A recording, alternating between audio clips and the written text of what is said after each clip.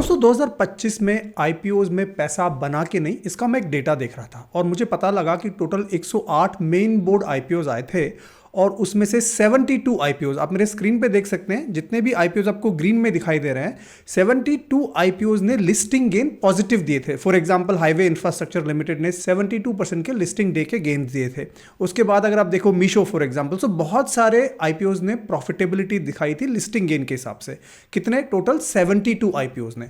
और अगर वहीं मैं थोड़ा देखूं कि कितने आईपीओज ने नेगेटिव लिस्टिंग गेन रिटर्न्स दिए थे, तो ये डेटा निकल के आता है तकरीबन 36 आईपीओज ने नेगेटिव लिस्टिंग गेन रिटर्न दिए। तो मतलब आउट ऑफ टोटल 108, 72 ने दिए पॉजिटिव रिटर्न्स एंड 36 ने दिए नेगेटिव रिटर्न्स। ओवरऑल आईपीओज में अगर हम देखें तो लिस्टिंग गेन रिटर्न्स आए हैं लोगों के, अगर उनको अलॉटमेंट हुआ है तो। अब बात करते हैं 2026 की। तो 2026 में as per this report already SEBI ने 96 से ज्यादा आईपीओज अप्रूव कर दिए हैं और बहुत सारे आईपीओज पाइपलाइन में भी हैं।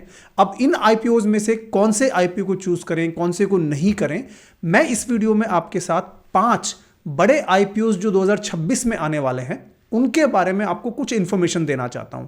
ये आईपीओज कब आएंगे वो बात की बात है, लेकिन ये समझना जरूरी है कि कौन से 5 वो बड़े आईपीओज हैं जो आपको ट्रैक करने हैं। अगर आप मुझे नहीं जानते हैं तो मेरा नाम है राहुल जैन, मैं सेबी रजिस्टर्ड रिसर्च एनालिस्ट हूं। अपनी इंडिपेंडेंट रिसर्च करता हूं और इस चैनल के माध्यम से सिंपल लैंग्वेज में आपको समझाने की कोशिश करता हूं। आप अगर मेरे चैनल पर नए हैं तो फटाफट से चैनल को सब्सक्राइब कर लीजिए और इस वीडियो को लाइक कर दीजिए, क्योंकि मैं आपको बताने वाला हूं 5 ऐसे बड़े आईपीओज जिनको आपको ट्रैक करना है। पहले आईपीओ से चालू करते हैं। पहला आईपीओ है रिलायंस जियो आईपीओ। ये काफी इंपॉर्टेंट आईपीओ है जिसके बारे में आपको पता होना चाहिए। मैं ऐसा क्यों बोल रहा हूं? देखिए, ऐसा माना जा रहा है कि ये रेस करेंगे तकरीबन 47,000 करोड़ से लेके 52,000 करोड़ तक का इशू। और अगर ऐसा होता है तो इसका मतलब रिलायंस जियो का वैल्यूएशन हो जाएगा तकरीबन 13.5 लाख करोड़। और ऐसा अगर होता है तो ये बन जाएगा भारत का सबसे बड़ा आईपीओ हिस्ट्री में।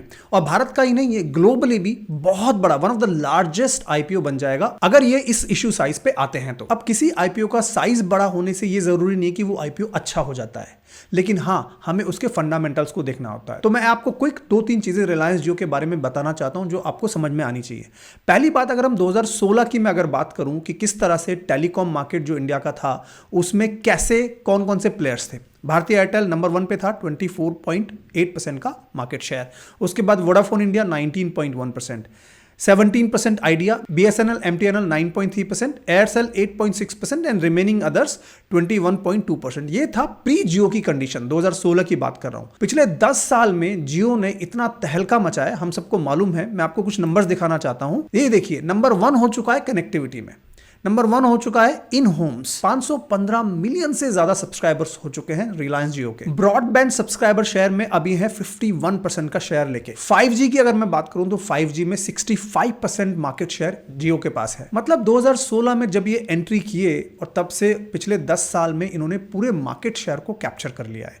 और यही नहीं, ये प्रॉफिटेबिलिटी वाइज भी अगर मैं बात करूं, इनकी इनकम की बात करूं, तो आप देखिए हर क्वार्टर में ऑलमोस्ट इनका ऑपरेटिंग रेवेन्यू बढ़ ही रहा है। देखिए, आप डेटा देख सकते हैं, दिसंबर 24 से दिसंबर 25 का लेटेस्ट डेटा आया है, उसमें भी 11.8% की टॉप लाइन ग्रोथ हुई है। प्रॉफिटेबिलिटी की बात करूं तो इनका इबिडा एक प्रॉफिटेबिलिटी का मेजर होता है, आप उसको भी देखिए। दिसंबर 24 से दिसंबर 25 के बीच में मार्जिन्स इनके एक्सपैंड हुए हैं, मार्जिन्स बढ़े हैं 53.9% से 56.2% का इबिडा मार्जिन। बहुत अच्छा इबिडा मार्जिन माना जाता है अगर ये 50% से ज्यादा है तो। This is very very good EBITDA margin. और पिछले 2 क्वार्टर में जिस तरह की इन्होंने ग्रोथ दिखाई है, कितने millions of subscriber Jio add कर रहा है। देखिए, Q3 F26 में 8.9 मिलियन सब्सक्राइबर्स नए ऐड करे हैं इन्होंने। Q2 FY26 में 8.3 मिलियन। सो काफी तेजी से ग्रोथ हो रही है। एवरेज रेवेन्यू पर यूजर ARPU जो है वो भी देखिए, हर यूजर से जितना पैसा कमा रहे हैं वो भी बढ़ रहा है, 203 रुपए से 211, 213। हर एक मेट्रिक में रिलायंस जियो की ग्रोथ काफी ज्यादा है as compare to other competitors. तो ग्रोथ बिजनेस है, प्रॉफिटेबिलिटी जबरदस्त है, प्रमोटर्स इसके शानदार हैं। हालांकि मैं कोई प्रमोशन नहीं कर रहा हूं यहां पे रिलायंस जियो का, बट आप ये समझिए कि ये काफी बड़ा आईपीओ है। कब आएगा अभी इसकी डेट अनाउंस नहीं हुई, लेकिन इस पे नजर रखिएगा आप। सारी बात आके टिकती है वैल्यूएशंस पे। अगर वैल्यूएशंस इसका ठीक ठाक होता है तो ये एक काफी अच्छा आईपीओ हो सकता है। आप इस पे नजर रखिएगा, मैं आपको बताता हूं आईपीओ नंबर 2। दूसरा बड़ा आईपीओ जिस पे आपको नजर रखनी है वो है एनएससी का। एनएससी एक्सचेंज, हम सबको मालूम है उसके बारे में। कल ही न्यूज में आया है कि सेबी ने एनएससी को नो ऑब्जेक्शन सर्टिफिकेट इशू कर दिया है। किस चीज के लिए? आईपीओ लाने के लिए। ये एक लैंडमार्क डिसीजन है। ऐसा मैं क्यों बोल रहा हूं? क्योंकि एनएससी की आईपीओ की बात चल रही है 2016 से। आप ये देख सकते हैं 2016 में पहली बार इसका ड्राफ्ट आरएचपी जो फाइल किया गया था 2016 में था। उसके बाद बहुत सारी कंट्रोवर्सीज हुई, फॉर एग्जांपल गवर्नेंस इश्यूज थे, कोलोकेशन कंट्रोवर्सीज थी। इसकी वजह से पिछले 10 साल से इस आईपीओ में कभी ये होता था कि आईपीओ आने वाला है, फिर इसमें रुकावट लग जाती थी। फाइनली 2026 जनवरी में सेबी ने इसको ग्रीन सिग्नल दे दिया है और अब ये कुछ ही महीनों में आईपीओ आने वाला है। अब ये आईपीओ इंपॉर्टेंट क्यों है, पहले ये समझते हैं। देखिए, एनएससी भारत का सबसे बड़ा एक्सचेंज है मार्केट शेयर के हिसाब से। फॉर एग्जांपल मैं आपको डेटा दिखाता हूं। ये Q2 FY26 का डेटा है। Q3 का डेटा अभी आया नहीं है, लेकिन ये बहुत ही कंसिस्टेंट डेटा है। मतलब कैश मार्केट अगर हम देखें तो उसमें कितना मार्केट शेयर है इसका? 92.3%। इक्विटी फ्यूचर्स एंड ऑप्शंस में अगर देखें तो 99.8%, 75.6%। करेंसी डेरिवेटिव्स में तो 100%। कहने का मतलब साफ है कि बीएसई के कंपैरिजन में एनएससी का मार्केट शेयर बहुत ज्यादा है। हालांकि पिछले एक क्वार्टर में अगर हम देखें Q1 FY26 से Q2 FY26 थोड़ा सा मार्केट शेयर इनका डिप हुआ है। कैश मार्केट में 93.8% हुआ करता था, 92.3% हुआ है। तो ये पॉसिबल है कि ग्रेजुअली बीएसई थोड़ा थोड़ा मार्केट शेयर इससे ग्रैब कर ले, ये पॉसिबिलिटी है। लेकिन अभी भी अगर आप मार्केट शेयर देखेंगे तो ये बहुत बड़ा मार्केट शेयर लेके बैठे हुए हैं। और केवल मार्केट शेयर लेने से ही सारी बात नहीं होती, हम उसकी ग्रोथ देखते हैं कि कैसे ग्रोथ हुई है। तो अगर मैं इसकी रेवेन्यू की ग्रोथ दिखाता हूं, 2022 से 2025 तक का डेटा आपके सामने है। 8,900 करोड़ के आसपास 2022 में रेवेन्यू था। बढ़ के आप देखिए 11,000, 14,000, 17,000, ऑलमोस्ट एवरी ईयर 3,000 करोड़ के आसपास का इन्होंने रेवेन्यू ऐड किया है। इसमें क्या रिस्क है मैं वो भी बताऊंगा अभी आपको, लेकिन मैं आपको इसका बिजनेस का फंडामेंटल या एक जो मेन चीज है जो समझने वाली है वो आप समझिए। इसके ईबिट मार्जिन्स देखिए 69%, 77%। मतलब क्या है, इनकी कॉस्ट जो है, ऑपरेशनल जो कॉस्ट है काफी कम है। ठीक है, रेवेन्यूज ज्यादा हैं, जितने ज्यादा वॉल्यूम्स इनके पास आएंगे उतनी ज्यादा इनकी मार्जिन अच्छी होगी। बट अभी भी इनका नेट प्रॉफिट मार्जिन आप देखिए 2022 में 58% नेट प्रॉफिट मार्जिन हुआ करता था, 63% हुआ, 56% हुआ। अभी 2025 का जो क्लोजर हुआ है उसमें 71% के net profit margin. Hugely profitable business है, ऑलमोस्ट मोनोपोली बिजनेस या डिओपोली बिजनेस आप कह सकते हो। बीएसई, एनएससी, एक आध एक्सचेंज और भी लॉन्च हो सकते हैं। बट अगर आप लॉन्ग टर्म का व्यू लेके चलें तो लॉन्ग टर्म में स्टॉक मार्केट में ऐसा लगता है कि ज़्यादा से ज़्यादा पार्टिसिपेंट्स आएंगे, क्योंकि अभी भारत में डीमैट अकाउंट का पेनिट्रेशन काफ़ी कम है as compare to developed countries. लेकिन इस पूरे प्रोसेस में काफ़ी वॉलेटिलिटी रह सकती है ट्रांजैक्शंस में, क्योंकि होता क्या है ना, स्टॉक मार्केट में जितने ट्रांजैक्शंस होंगे उतना ज़्यादा पैसा एनएससी कमाएगा, उतना ज़्यादा पैसा बीएसई कमाएगा। अगर ट्रांजैक्शंस कम हो जाते हैं तो इनकी इनकम कम हो जाती है। ये भी डेटा देखिए, अगर मैं आपको रिसेंट डेटा दिखाऊं तो यहाँ पर देखिए H1 FY26 मतलब पिछले 2 क्वार्टर्स का अगर हम ग्रोथ रेट देखें तो यहां पे ट्रांजैक्शन चार्जेस इनके कम हुए हैं। क्यों? क्योंकि मार्केट हैज बीन डाउन। पिछले 6-8 महीने से मार्केट में काफी डाउन है, ट्रांजैक्शन धीरे धीरे कम हुए हैं। जब भी मार्केट डाउन होता है तो लोग भाग जाते हैं मार्केट से। इसी वजह से इनके थोड़े रेवेन्यूज में प्रेशर है, इनकी प्रॉफिटेबिलिटी में प्रेशर है। ऑल्सो आज ही बजट अनाउंस हुआ है जब मैं वीडियो रिकॉर्ड कर रहा हूं, और आज के दिन ये अनाउंस हुआ है कि एसटीटी जो है वो भी बढ़ा दिया गया है। तो एसटीटी के बढ़ने से ये भी एक एक्सपेक्टेशन होती है कि शायद थोड़ा ट्रांजैक्शन वॉल्यूम्स पे इंपैक्ट पड़ेगा, ट्रांजैक्शन वॉल्यूम कम होंगे। तो कंपनीज लाइक एनएससीज, इनमें ये एक रिस्क होता है कि थोड़ी सी साइक्लिक हो सकती हैं कि जब भी ट्रांजैक्शंस कम होंगे किसी भी रीजन की वजह से, इनकी प्रॉफिटेबिलिटी या ग्रोथ पे थोड़ा इंपैक्ट आ सकता है। बट अगर आप लॉन्ग टर्म व्यू लेके चलते हैं, लॉन्ग टर्म में अगर आप सोच के चलते हैं कि कितने भारतीय ट्रांजैक्ट करेंगे स्टॉक मार्केट में, तो वो नंबर मेरे हिसाब से बढ़ने वाला है। तो ये काफी अच्छा एक लॉन्ग टर्म कंपनी हो सकती है, प्रोवाइडेड इनके वैल्यूएशंस अच्छे हों। कितना इशू साइज होगा, कब ये आएगा, अभी अनाउंसमेंट्स होने बाकी हैं कुछ ही महीनों में। आप इस पे नजर रखिएगा, एक काफी अच्छा आईपीओ हो सकता है। इनफैक्ट मैंने एनएससी के ऊपर एक फुल वीडियो बनाया था अपने इंग्लिश चैनल पे। ये वीडियो आप जरूर जाके देखिए, इसमें आपको एनएससी के बारे में और भी काफी डिटेल में बातें पता लगेंगी जो शायद कहीं आपको और ना मिले, जिससे आपको एक पूरा कॉन्फिडेंस आ जाए कि एनएससी का बिजनेस चलता कैसे है। अब चलिए मैं चलता हूं आईपीओ नंबर 3 की तरफ। ये तीसरा आईपीओ काफी कंट्रोवर्शियल हो सकता है। ओके, मैं बात कर रहा हूं फ्लिपकार्ट की। तो रिसेंटली आपने न्यूज में पढ़ा होगा कि Flipkart is getting ready for its IPO, और इनको एनसीएलटी का अप्रूवल मिल गया है to flip back domicile from Singapore to India. तो ये फ्लिपिंग होती क्या है? तो मेनली बहुत सारी कंपनीज जो इंडियन कंपनीज हैं उनका डोमिसाइल वो डिसाइड करती हैं, फॉर एग्जांपल इंडिया के बाहर, लेट्स से सिंगापुर। ऐसा क्यों करते हैं? टैक्स बचाने के लिए। फॉर एग्जांपल मीशो ने किया हुआ है, जेप्टो ने किया था पहले, ग्रो ने किया था। लेकिन ये कंपनीज जब आईपीओ इनको लाना होता है तो they have to flip back their domicile, let's say वापस से सिंगापुर से भारत में आना पड़ेगा। तो उसके लिए अभी फ्लिपकार्ट को अप्रूवल मिल गया है एनसीएलटी का, और इस अप्रूवल के बाद इनके आईपीओ के रास्ते खुल जाते हैं। अब मैंने ऐसा क्यों कहा कि ये एक आईपीओ बड़ा ही कंट्रोवर्शियल आईपीओ हो सकता है, उसका एक रीजन है कि अब तक फ्लिपकार्ट ने प्रॉफिट नहीं बनाया है। ओके, अगर मैं आपको 2022 से इनका डेटा दिखाऊं तो रेवेन्यूज तो हर साल बढ़ा है, 22, 23, 24, 25 में अगर आप इनका रेवेन्यू देखें 10,400 करोड़, 14,800 करोड़, 17,800 करोड़, 20,400 करोड़, बढ़िया अच्छी तेजी से इनके रेवेन्यूज बढ़ रहे हैं। लेकिन अगर आप देखेंगे कि FY 2025 में भी इन्होंने लॉसेस बनाए हैं, नेट लॉसेस 1,500 करोड़ के आसपास।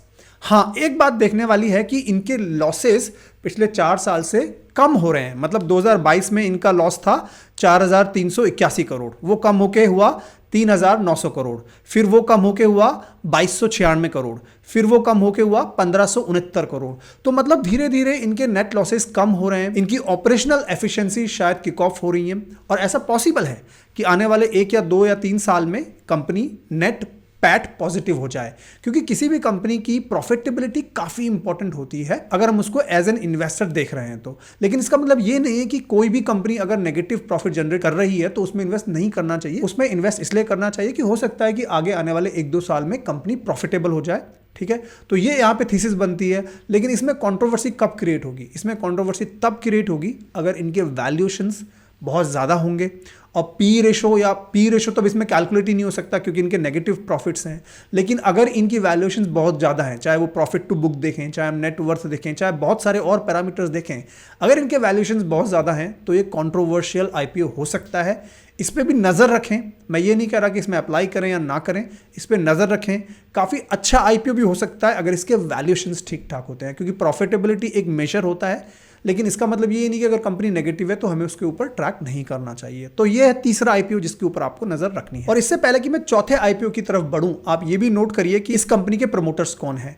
वॉलमार्ट के पास तकरीबन 85% का शेयर है फ्लिपकार्ट में, माइक्रोसॉफ्ट के पास भी थोड़ा बहुत है, और रिसेंटली गूगल ने इसमें इन्वेस्ट किया है। मई 2024 में इन्वेस्ट किया $350 मिलियन। अब गूगल जैसी बड़ी कंपनी एक लॉस मेकिंग कंपनी फ्लिपकार्ट में क्यों इन्वेस्ट करेगी? वॉलमार्ट 85% शेयर क्यों रखेगा?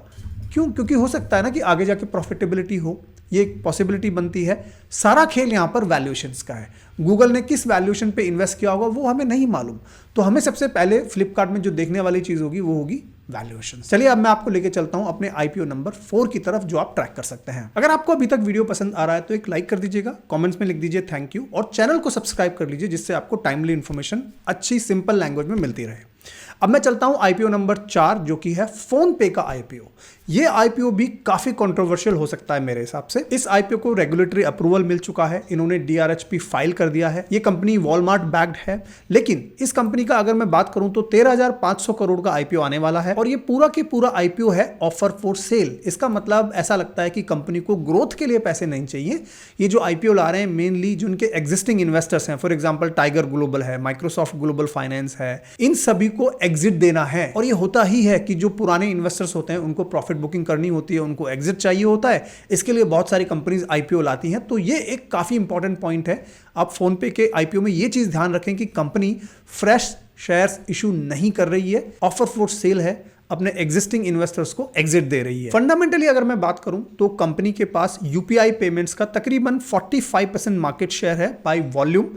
This data is as of December 2025। तो ये काफी अच्छी पोजीशन में है यूपीआई ट्रांजैक्शंस को लेके, there is no doubt about it. But please understand, UPI transactions में ज्यादा पैसा नहीं बनता है। मैं इनकी अगर प्रॉफिटेबिलिटी की बात करूं या मैं इनके रेवेन्यूज की बात करूं तो आप देखिए 2023, 2024, 2025 में कंपनी के जो प्रॉफिट्स थे या लॉसेज हैं, तो लॉसेज में थी 27,960 मिलियन रुपीज में है लॉसेज थे, फिर 24 में 19,961, फिर 2025 में 17,274। मतलब कि लॉसेस कम हुए हैं लेकिन फिर भी कंपनी इज मेकिंग लॉसेस। हाँ, रेवेन्यूज बढ़े हैं, आप देख सकते हैं 2023 में 29,142, देन रेवेन्यूज बढ़े 2024 में 5,0641, 2025 में वापस से बढ़े 7,1148, रेवेन्यूज बढ़ रहे हैं, लॉसेस कम हो रहे हैं। तो हो सकता है कभी जाके फ्यूचर में प्रॉफिटेबल हो, जैसे कि रिसेंटली पेटीएम ने भी प्रॉफिट डिक्लेयर किया है। If I remember last quarter में उनका पैट पॉजिटिव आया है, तो हो सकता है ये लोग भी प्रॉफिटेबल हो जाएं। लेकिन सबसे मेन बात इसमें याद रखने वाली ये है कि ये कंपनी कोई भी फ्रेश इश्यूज नहीं कर रही है, सारे के सारे ऑफर फॉर सेल हैं, अपने एग्जिस्टिंग इन्वेस्टर्स को प्रॉफिट बुक करा के एग्जिट दिला रही है। कैसा ये आईपीओ जाएगा, इसमें लिस्टिंग गेन्स होंगे कि नहीं होंगे, ये सब डिपेंड करेगा कि किस वैल्यूएशन पे और किस तरह की मार्केटिंग ये लोग करते हैं। पांचवा बड़ा आईपीओ आने वाला है ज़ेप्टो का। ऐसा कहा जा रहा है कि ज़ेप्टो का आईपीओ होगा 1.2 बिलियन डॉलर्स के पास, मतलब कि तकरीबन 11,000 करोड़ का आईपीओ। इस आईपीओ के बारे में मैं बहुत श्योर हूं कि मुझे इसमें अप्लाई नहीं करना है। जोमैटो के साथ क्या हुआ, स्विगी के साथ क्या हुआ, वो एक हिस्ट्री है। मेरा पॉइंट बहुत सिंपल है कि FY25 में अगर हम देखें तो इनका लॉस बढ़ा है, 177% से इनका लॉस बढ़ा है। 3,367 करोड़ का इन्होंने लॉस किया था FY25 में, और सेल्स इनकी जंप हुई है 129% की। मतलब ये एक ऐसा स्पेस हो गया है कि जहां पे स्टिफ कंपटीशन है जोमैटो, स्विगी, ज़ेप्टो के बीच में, और भी प्लेयर्स होंगे छोटे मोटे। और सबसे बड़ी बात है कि हर साल ज़ेप्टो का तो लॉस बढ़ ही रहा है, बाकी प्लेयर्स का आप देख सकते हैं, हो सकता है थोड़ा बहुत ऊपर नीचे हुआ हो, लेकिन इन कंपनीज को प्रॉफिटेबल होने में अभी काफी समय लग सकता है। क्योंकि कंपटीशन बहुत ज्यादा है तो ये लोग बहुत ज्यादा फंड्स अपने बिजनेस में डाल रहे हैं, जिसके वजह से इनका ऑपरेटिंग मार्जिन भी श्रिंक हो रहा है। ये किसी भी वैल्यूएशन पे आए, मैं ज़ेप्टो नहीं लूंगा, कितनी भी हाइप हो इसमें मैं ज़ेप्टो नहीं अप्लाई करूंगा। सिंपल रीजन है, फंडामेंटल्स इनके बहुत खराब हैं, और होता क्या है कि आईपीओज में हाइप क्रिएट हो जाती है, तो डेफिनेटली आईपीओ के लिए तो मैं अप्लाई नहीं करूंगा। ऑफ कोर्स आपकी मर्जी है, आपको करना है तो आप करें, बट ये बड़ा आईपीओ होने वाला है, इसकी काफ़ी हाइप क्रिएट हो सकती है। आप सावधान रहें, फंडामेंटल्स को स्टडी करें, किसी फाइनेंशियल एडवाइजर को पूछ के तभी आप इन्वेस्ट करें। मेरे कहने पे मत जाइए, किसी और के कहने पे मत जाइए, सोच समझ के डिसीजन लीजिए। इस वीडियो में मैंने आपके साथ 5 बड़े आईपीओस के बारे में कुछ इनसाइट शेयर करी है। मेरा इंटेंशन ये नहीं है कि मैं आपको ये बताऊं कि इसमें अप्लाई करो कि मत करो। मेरा इंटेंशन यहाँ पे ये था कि आप सतर्क रहें, कौन सा अच्छा बिजनेस है, कौन सा बुरा बिजनेस है, ये डेटा आपको ऑलरेडी दिखा रहा है, और इस डेटा के हिसाब से या कि आप अपने रिसर्च के हिसाब से ये देखिए कि किस बिजनेस में लॉन्ग टर्म के लिए दम है और उसका किस वैल्यूएशन पे आईपीओ आ रहा है। अगर उसका वैल्यूएशन आपको ठीक ठाक लगता है तो आप उसमें इन्वेस्ट कीजिए, अदरवाइज इन्वेस्ट मत कीजिए। उम्मीद करता हूं कि वीडियो आपको पसंद आया होगा। जाते जाते वीडियो को लाइक कर दीजिए। मैं आपसे फिर मिलूंगा, तब तक के लिए जय हिंद, जय भारत।